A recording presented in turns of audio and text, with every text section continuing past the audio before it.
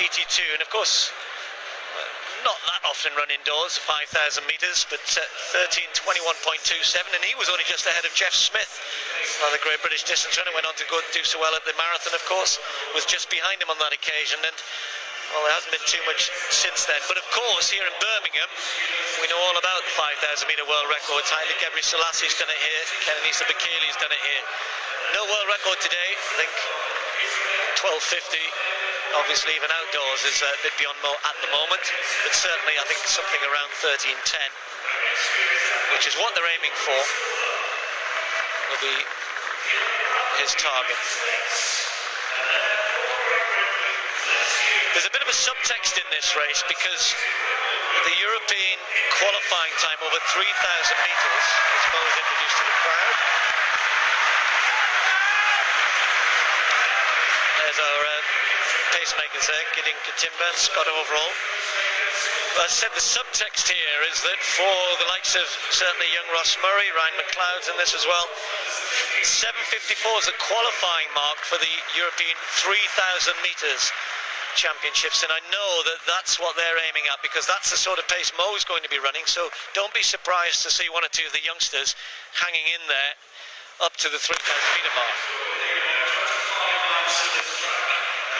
There's Mo and Galen Rupp, who will be the big threat here. Rupp, of course, an American who is indeed coached by Alberto Salazar. He's got a fantastic group, and I think it's been mixing with some of the Americans, seeing what's been going on with Salazar's group, which has tempted Mo Farah to make this decision to go and base himself and his family over there. He says he will be still coming home to train at altitude in Kenya, Montremo. Can't really call that home, can you? But have that sort of base.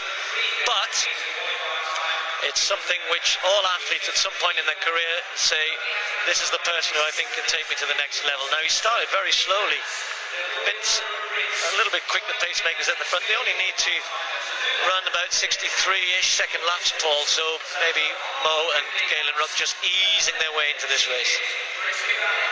So Mo Farah in second place behind Blackheath and Bromley. Scott Overall there just leading the way. Rui Silva on the inside. Mo Farah just eases his way past. We've seen Mo Farah do this sort of thing before. Presumably, he's got a plan. I think we criticised him last year, or the year before, for going off in a 5,000 metre race extremely slowly, but he had his plan, he stuck to it, and it certainly paid off. Well, we saw young Gateshead Harrier, Stacey Smith, run a superb 4.7 earlier on today, probably booking himself a place at the European Championships. Now, here's another one. Ross Murray is in third place there. Now, I've been watching Ross since he was a young lad up in the northeast of England. He went down to St Mary's and had a bit of a tough time there with injuries. He's still only 20, coached by John Stevenson, and he's had a good start to the year. He ran under 8 minutes, his fastest indoors or outdoors at the UK Championships, and he's setting his stall out here to try and run that 7:54. Very brave, but he is a brave athlete, is Ross Murray. Superb 1,500 metre runner, doing some obviously over distance work in the summer, but he's gone off maybe a little bit quick here. He's the only one following the pacemakers. He's probably wondering, where's that Mo Farah bloke? Isn't he meant to be up here with me? But they're a little bit distant at the minute. Yeah, I certainly thought early doors that Mo Farah was up there, but in fact it was Katimba behind Scott Overall. And interesting, Mo Farah is not in the picture at the moment. They're still about, well, 20 metres behind. Mo Farah being tracked all the way by his new training partner, Galen Rupp of the USA. There they are. Mo Farah wearing the number 8 on his chest. Ryan McLeod up there. And Korea, who's certainly no slouch. But look at the gap between the pacemakers and everybody else. Well, I'd written down that, even pace for Mo Farah would be 2:38 through 1,000 metres. He was actually 2:39 and bits, so he's a little bit slow. And I think I'd like to see him start to be a little bit more aggressive here, because he's in great shape.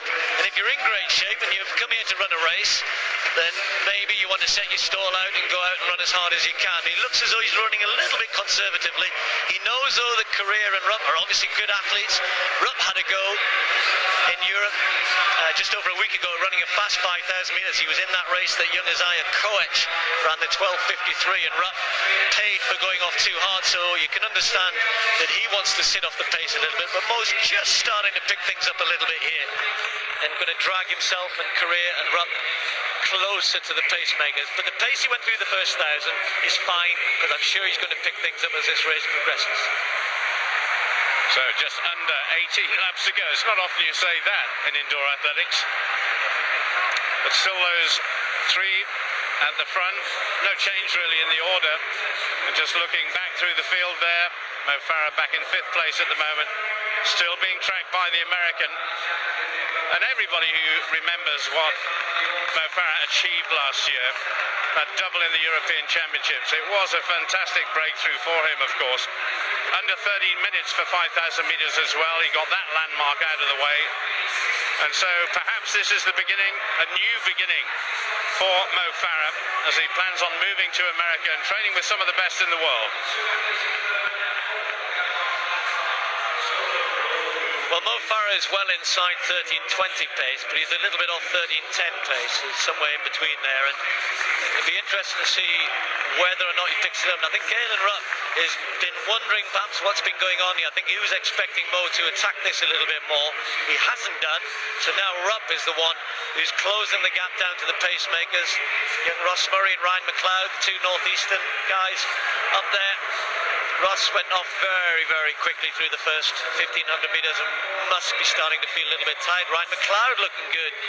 Was his father, Mike McLeod, Olympic medalist in 1984. And the two youngsters at the moment, Scott Overall steps aside, leading as such because Katimba's the pacemaker, but Mo and Rupp now getting closer. Yeah, it's inevitable, isn't it? Mo Farah and the American, 4th and 5th place there. But nice to see Ross Murray still in that leading group. He's only 20 years old. It's obviously a name to watch out for in the future. And Mo Farah just eating up that ground at the moment. Katimba leads, Ryan McLeod in 2nd place, Murray in 3rd, then Mo Farah, and then Galen Rupp of the United States. You've got to figure that the next 400 metres we're going to see a new leader. It's pretty much been this way ever since the beginning. Gideon Katimba, twice a Kenyan champion in 1,500 metres. Not really pushing on, but it's a very steady pace indeed. Just to clarify for you, Ryan McLeod is currently in 2nd place, young Ross Murray behind him, and Johnny Mellor, who's trying to get onto the back of the other group. They're all trying to run 3,000 metres under 7:54. Ross looks as though he's gone a little bit too hard early on and is starting to pay for that. But Ryan McLeod is only a second or so off the pace required if he can try and find something now. So don't be too surprised if Ryan McLeod tries to kick on a little bit when it gets close to the 3,000 metre mark. That's not going to affect Mo Farah and Galen Rupp. They're going to concentrate on their job in hand. Mo through 2,518, almost identical his 2nd 1,000 metres to his first. A couple of seconds, as I said, off that 13:10 pace, but I expect him to pick it up in the last 1,000 metres if he maintains this through to that point. Ryan McLeod needs to really try and find something around a 30-second last lap or so. The crowd have been told what's happening here. They're trying to cheer him on. Katimba's doing a good job. That was a fast last lap, and Ryan McLeod is working hard here. He'll hit this. Oh, it's going to be tough for him. He's got to keep working hard here, but he's got an opportunity. He certainly has. This is where it's going to get very tough for the man in green. Gideon Katimba has really stolen a march on everybody. Still Mo Farah and Galen Rupp very happy sitting where they are at the moment. 7:54 exactly is the time required for Ryan McLeod. The race within a race here in the green jersey. He's got 5 seconds to get to the line. It's going to be so close for McLeod. He may well have done it. That time that stopped is the leader. Katimba has now dropped out. He's the pacemaker. Was Ryan McLeod just over a second behind Katimba? He's clenching his fists. He thinks he might have done it. Right, we'll get you news on that now, though. We concentrate on the main race. Rupp and Mo Farah. That means that these guys are well on 13:10 pace. We certainly could see some fireworks between these fellas over the next few laps. At this time, as they come through the finish line, 9 laps to go. It's game on. Galen Rupp will not want to see his new training partner, Mo Farah, do anything more than just trail behind him at the moment. So I wonder what sort of shape Mo Farah is in. Well, Mo Farah beat Galen Rupp in the cross-country at Gateshead right at the beginning of the year. Unexpected result. By the way, Mark Butler, our statistician, stopped his watch at 7:53.99. He is not the official timekeeper, unfortunately.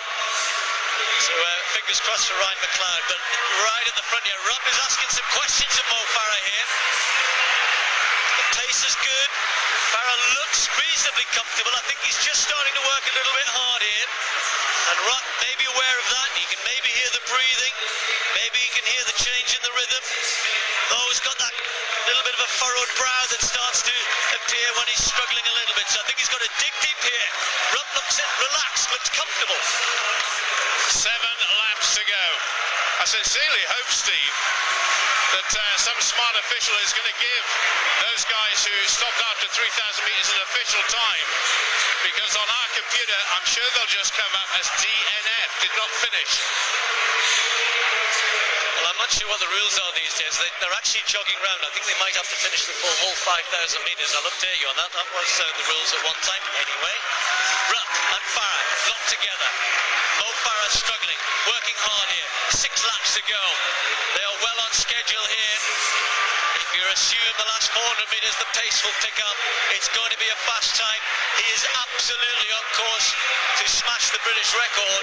The question is, though, what sort of time? Now, Rupp is moving aside here. That wasn't Rupp saying, I'm getting tired. That was him saying, come on, Mo, we can both get a good time here. And surely Galen Rupp is looking at the American record.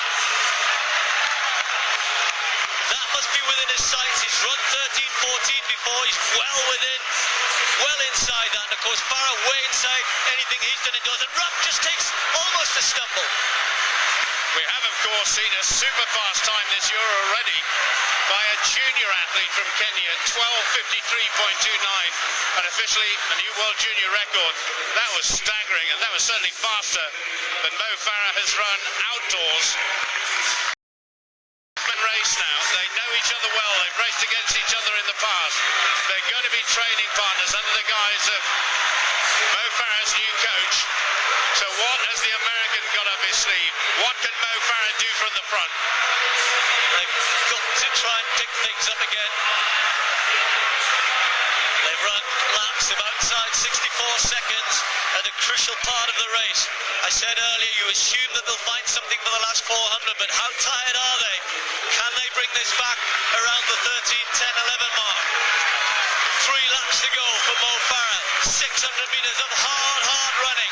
Rupp is right there with him. Farah has a good finish. Rupp's not renowned for his sprint, but he's very, very strong. Will he attack early? Well, poor old Nick Rose inevitably is going to lose the long-standing British record that stood the test of time since 1982, that he set in New York. So the great Bristolian will no longer be in the record books, but is it going to be an American victory, or is it going to be the Briton? Mo Farah is looking a little bit distressed at the moment. They've got to go sub 60 to get close to 13:10. The American record is 13:11.5. Love to get that record. He's going to be close, but perhaps more importantly here, what about the victory? The British record for Mo Farah is well within his sight. There's no question he's going to break that British record, but here goes Galen Rupp. This is going to be his training partner, and all of a sudden the American has taken a yard and a half, but Farah hangs on. Can he find some speed? Can he dig down deep here? Being cheered by the other British athletes. Rupp isn't so quick as Farah, and here he goes again, attacking down the back straight. Mo Farah finds something extra, striding away. Rupp's hanging on to him. There are athletes in the way as they come into the home straight. This will be a superb performance from Mo Farah.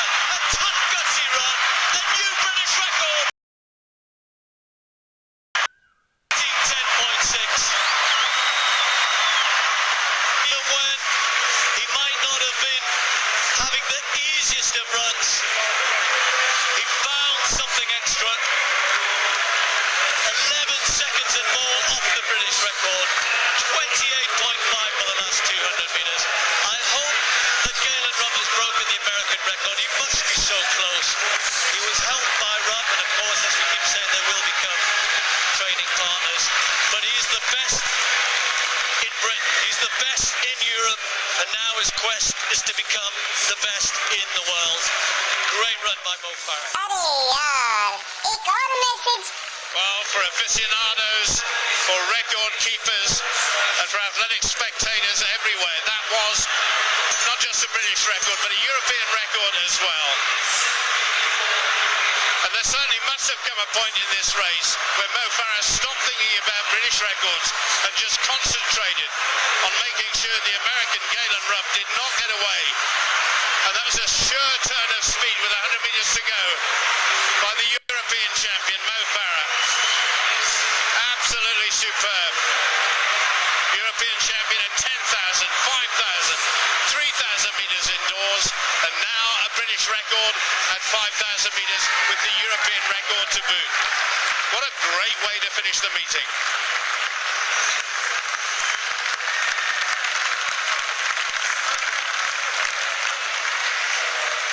What a superb run. And you know, it wasn't that long ago where he could hardly run that fast outdoors. 13:10 indoors. And I'm sure some consistency under 13 minutes outdoors as well in the summer. And I'm hoping that Rupp has broken the American record. He deserves it for the help he gave there. And well, young Ross Murray's just crossing the line now. But a great run from Mo. Oh, well done, Mo. Fantastic performance to end the day here. Tell me how it was from your perspective. It felt good, you know. My aim was to come out here, run good, and I love this track and I love the crowd. It makes a big difference. And it was awesome, you know. Me and Galen help each other. That was the plan, you know. We train together. We know what we're capable of. So we had big help from him. And let's bring him in. A tremendous performance from both of you. You just managed to edge him in the sprint finish, and you probably know what he's capable of, Galen. Yeah, no, I mean, it's a great situation for both of us. You know, we're two of the top 9 Africans. To be able to train together all the time is going to be phenomenal. And we're both really looking forward to it. It's going to make us both so much better. A new British record, an emphatic one at that, and now heading to a European record, of course. I'm just reminded. And Alberto Salazar, your new coach, going to be heading to Portland in Oregon. Yeah, he's a great coach. I've worked with him in the last 4 weeks, and me and Galen have been training together. He's a great coach, and yeah, it's good. I'm looking forward to actually starting a new life there, and it'll be good. He's there behind you, Yeah, he's there. inspiring you, and you're going to be going to the European